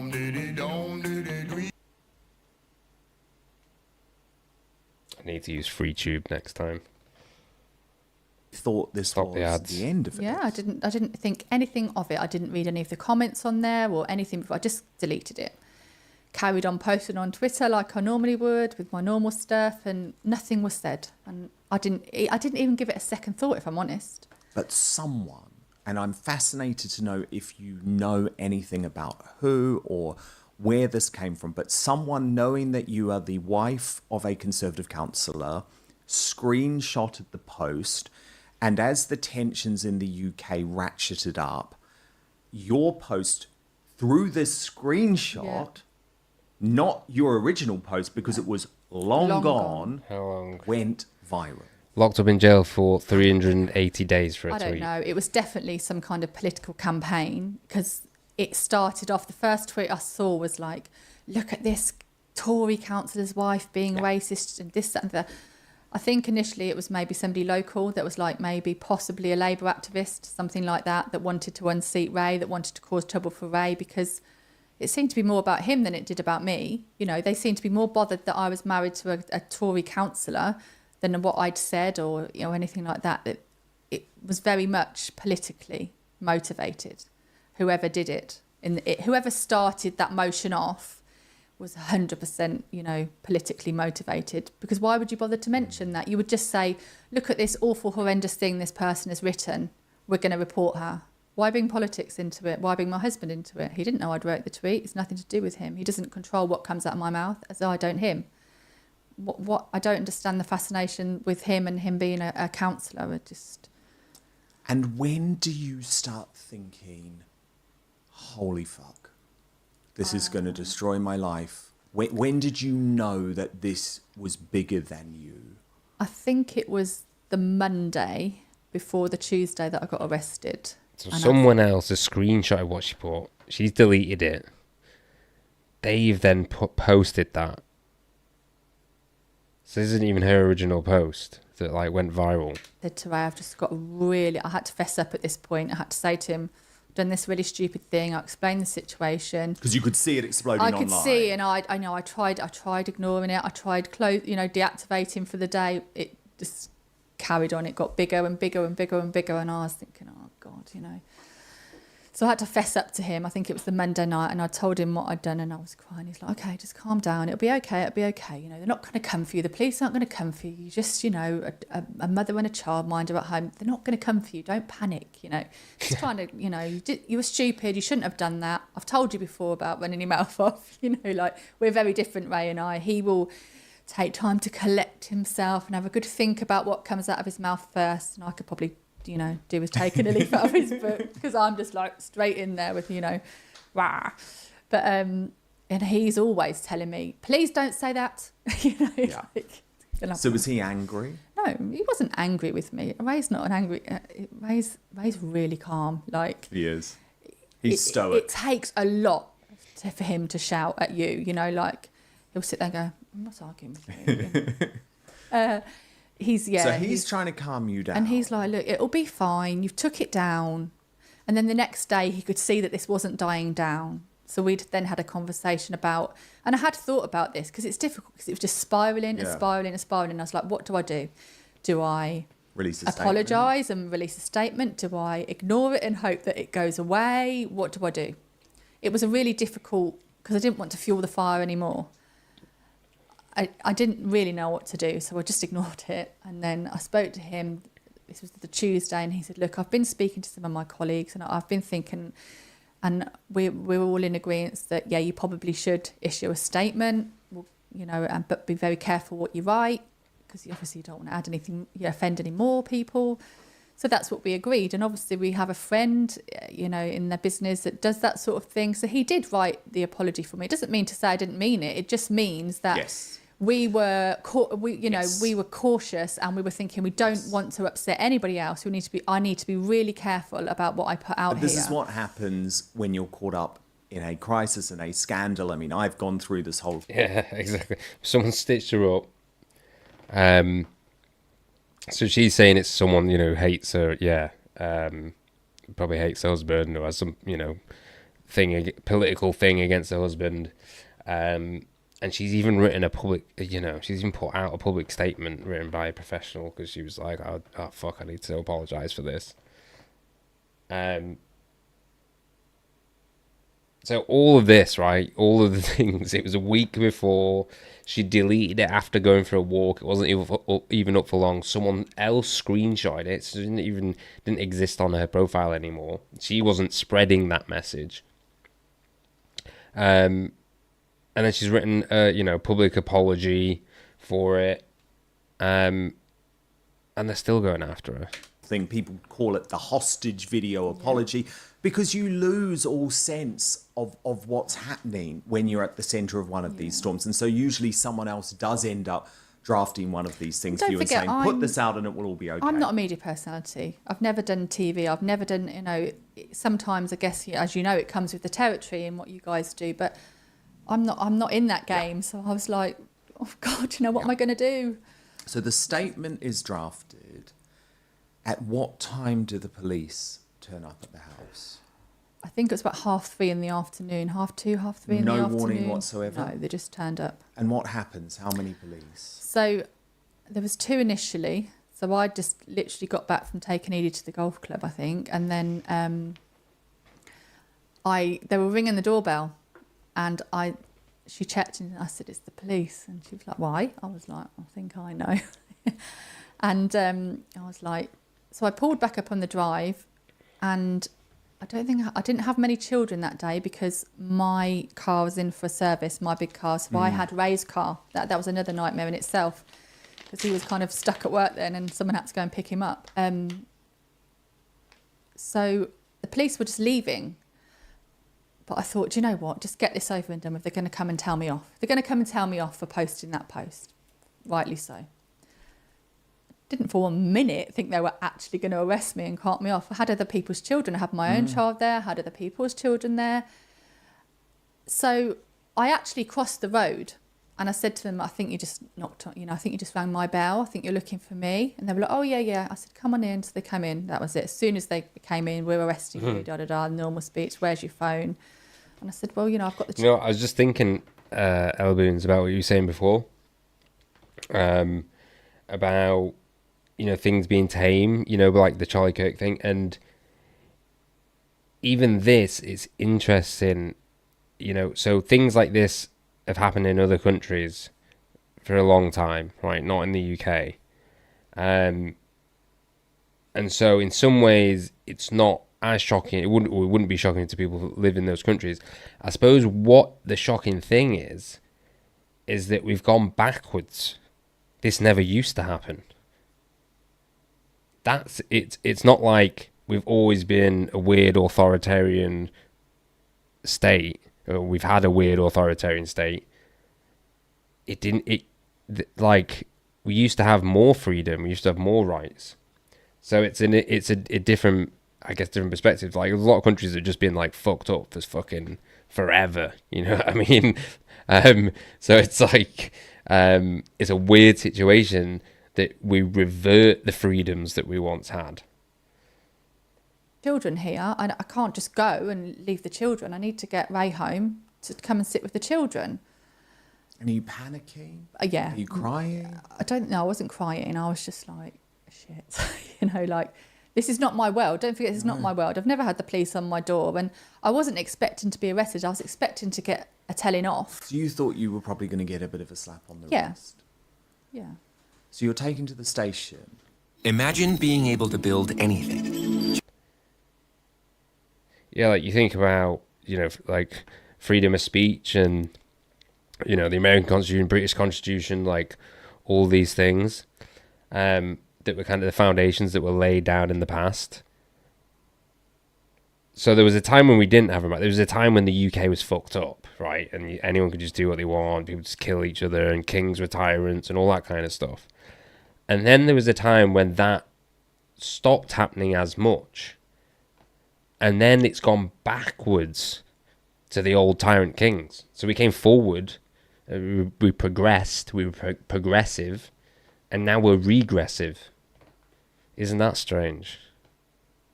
Turned up because they were making a hoo-ha about like leaving the children and stuff. Even though I showed them his DBS check and the permission he's got to. No, the children love Ray more than me. And so he stayed with the children. They took me off to the police station. I think by this point it was maybe about 3:30, something like that. And then I waited for a while, called the solicitor, had an interview with 2 members of CID. Obviously, prior to that, I'd explained myself to the solicitor. She said to me, I think you've just explained yourself really eloquently there. And I think the best thing to do here is go into that interview and just tell them what you've told me, because I think you've explained yourself really well. So that's what I did. At no point did she stop the interview and kick me under the table or think, give me any indication that what I was saying might, further down the line, incriminate me. Because what you said in that interview, the political statements you made were then used against you in quite a dishonest way then It's interesting. because what you So Elabun says, I do believe the current monarchy is partly guiding this sentiment. So what do you mean? What do you mean by guiding the sentiment? You mean like the anti-establishment sentiment?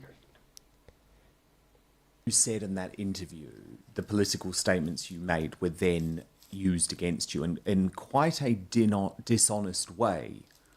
They were just twisted. Well, it just wasn't what I said. You know, we had this I had this conversation with the police about, you know, I'm well aware of the difference between illegal immigration and legal immigration. I'm well aware as a country we need immigration. Where would we be without it? You know, I know that if I go to the hospital now and I said I didn't want to be treated by an immigrant, I wouldn't get treated. You know, I work for doctors that are immigrants, that are the nicest people I know, and I would happily be treated by them. So it's not a case of I don't want any immigrants and, you know, I know there are some people that truly believe we don't need immigration and no immigration should, I'm not one of those. So I explained myself to them and I said, you know, it's simply that I just don't believe that these people in these hotels should be allowed to roam our streets when they haven't been checked. We have no idea who they are and for what purpose. And whilst I appreciate most of them are really probably decent people and just here for a better life, if there's one person in those hotels that could harm our children, that is one too many. And that was then used in, I believe, the statement by the CPS to suggest that you had expressed anti-immigration and even racist views in the past. That I didn't like immigrants. That I think their words were, Mrs. Connolly said she didn't like immigrants and they're a danger to our children. That isn't what I said. It was completely twisted. And I will eventually at some point release that interview so that everyone can see for themselves that what the police said and what the CPS said are two very different things. Yeah, let's hear the tapes. In my interview. And when did you learn that you weren't coming home?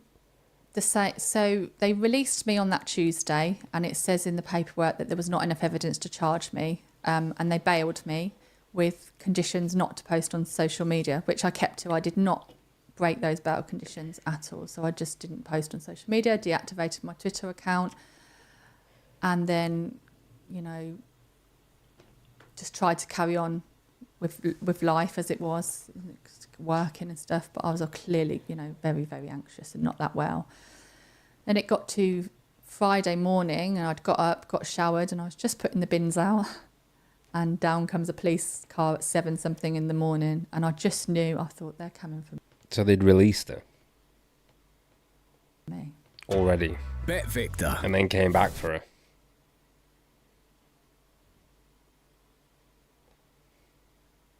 And I thought maybe they were going to ask me to come in on a voluntary basis to add or what have you, because they'd obviously already arrested me and released me. No, arrested again, da-da-da-da-da. Got to the police station very early, about 8 in the morning, 8ish, something like that. That's interesting, isn't it? Me and released. See the depiction of her?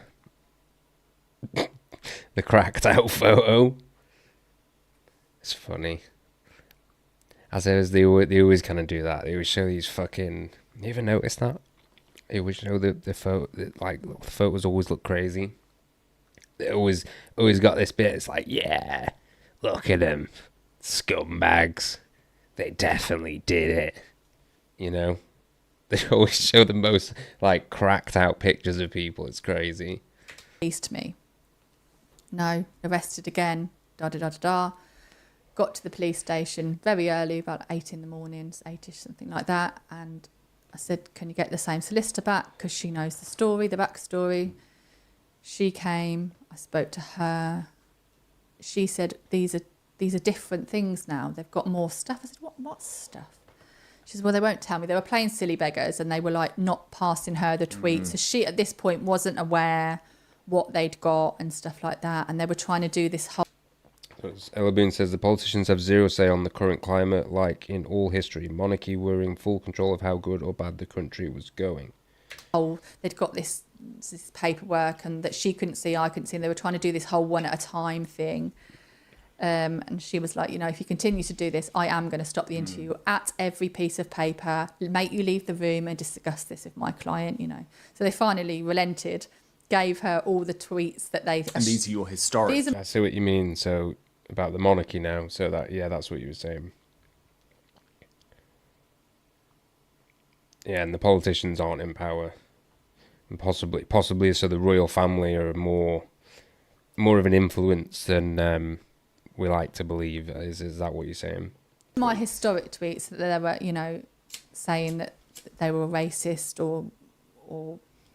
I mean, they've got the old connections. You know what I mean? The real connections. So yeah, maybe. Because the obviously the narrative is that, like, oh, there's, they're in the background now. Isn't that the narrative? Yeah, exactly. Yeah, don't you find it funny? The society doesn't focus on monarchy anymore. Exactly. Yeah, that's the narrative, isn't it? It's kind of like, oh, it's the dying thing, But really, yeah, maybe they're actually pulling the strings. It's like they're off the radar from getting shat on. Exactly. Yeah, and some of them fucked off to Canada. Remember that? And they all broke up. Or seemingly broke up. Maybe that's fake. Maybe that's a psyop as well. Weren't. I mean, there was a really simple explanation. Oh, so here we go. Wait. She's going to... So, they've released her for the first thing, and now they've come back with something different, with a different tweet. Like, oh, we were looking for your tweets now, and now we found this. All the tweets that they... And these are your historic These are my historic tweets that they were, saying that they were racist or derogatory tweets. But they weren't. I mean, there was a really simple explanation to all of them. But funnily enough, they hadn't got the original tweets. They'd just got my replies. And there was a lot cut out. And it says in the paperwork, it says tweet not available. And then it will say my reply. So I suppose on paper it could look quite bad. So, for example, there was one about a Somalian.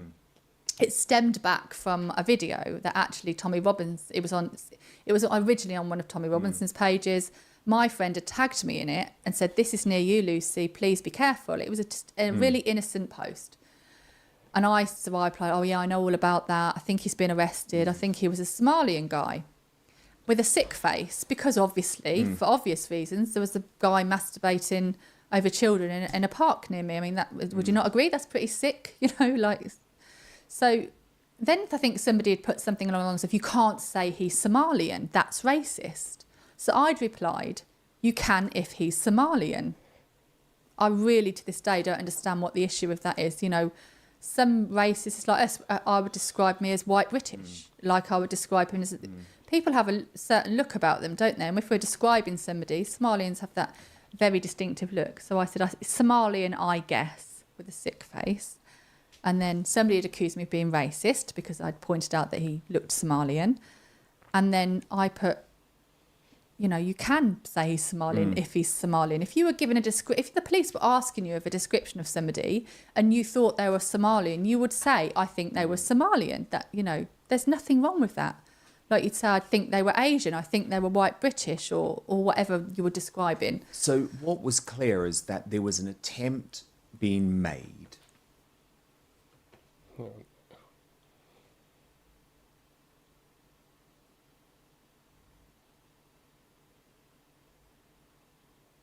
to try and paint you as a prolific poster. Absolutely. This is not a one-off. Yeah. We've got a bad one here. Yeah, absolutely. And there was another post where a very good friend of mine that I speak to on Twitter all the time had called me a derogatory name, as he does, I laugh, and I'd called him another word for a do as you likey.